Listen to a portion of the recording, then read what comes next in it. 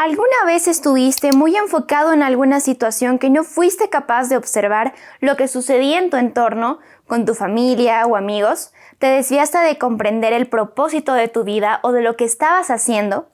A los judíos les pasó exactamente lo mismo. Ellos estudiaban, pero se alejaron por vivir afanados en el mundo. ¿Quieres conocer más sobre este tema? Bienvenido a la lección número 2, cuenta regresiva. Para este trimestre sería bueno que descargues el libro de Elena G. de White, El Libertador. En esta lección abarcaremos los capítulos 2 y 3. Sin embargo, estoy segura que conoces esta historia. Como habíamos estudiado anteriormente, el pueblo de Israel se distanció de Dios, de tal manera que perdió de vista el llamado que recibió y el propósito de su misión. Por supuesto que los judíos estaban esperando la llegada de un Mesías, hasta el día de hoy. Sin embargo, cuando llegó Jesús, no fueron capaces de reconocerlo. Ellos esperaban una salvación terrenal, alguien que los liberara de los romanos y no del pecado en el que estaban. Este pueblo centró sus esperanzas en la grandeza mundanal. Desde el tiempo en que entraron a Canaán, se apartaron de los mandamientos y siguieron los caminos paganos. Fue en vano que Dios les mandó advertencias mediante sus profetas. Ellos, en vez de ser una luz del mundo y seguir el ejemplo que habían aprendido, ellos solamente quisieron obtener grandeza nacional y se aislaron del propósito que tenía Dios para con ellos. Datos curiosos. ¿Sabías que la Biblia contiene muchas profecías en el Antiguo Testamento que explican la llegada del Mesías? Primero en Génesis 3:15, que nos dice: «Y pondré enemistad entre ti y la mujer, y entre tu simiente y la simiente suya. Esta te herirá en la cabeza, y tú le herirás en el calcañar». Esta profecía no solo nos habla de la guerra actualmente entre Satanás y la Iglesia, sino también respecto a la conducta y destrucción de Satanás, después del sufrimiento que aquel la infringe a Cristo en la cruz.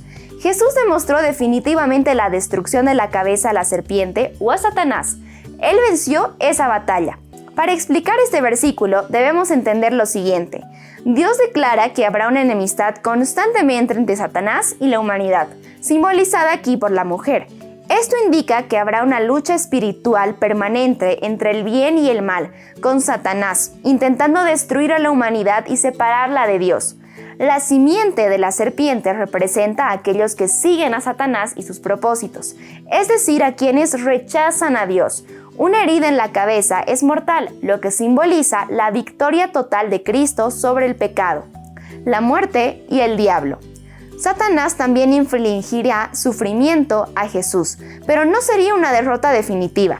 La herida en el calcañar representa el sufrimiento y la muerte de Jesús en la cruz, que aunque dolorosa, no fue permanente porque Jesús resucitó. En el Antiguo Testamento, Adán y Eva pensaban que su primer hijo sería el Mesías, pero conocemos que no fue así. Los rituales que se hacían en el templo siempre apuntaban hacia el ministerio de Cristo y ejemplificaban el plan de redención. Sin embargo, pese a todas estas señales, el enemigo preparó el mundo para recibir al Mesías. Él convirtió a las personas en ciegas, en insensibles, a fin de que no sean capaces de percibir que Jesús estaba llegando y estaba con ellos. Hoy en día, nosotros tenemos el Antiguo y Nuevo Testamento, escritos del Elena G. de White, videos, redes sociales, tenemos mucho material acerca de la venida de Jesús. Pero ¿realmente estarás listo para cuando Él venga? ¿O actuarás como aquel pueblo que se alejó aún sabiendo quién era Jesús? ¿Crees que en ocasiones nos podemos comparar con ese pueblo de Israel? ¿Qué diferencias o semejanzas encuentras? Te invito a que las dialogues en tu clase de escuela sabática.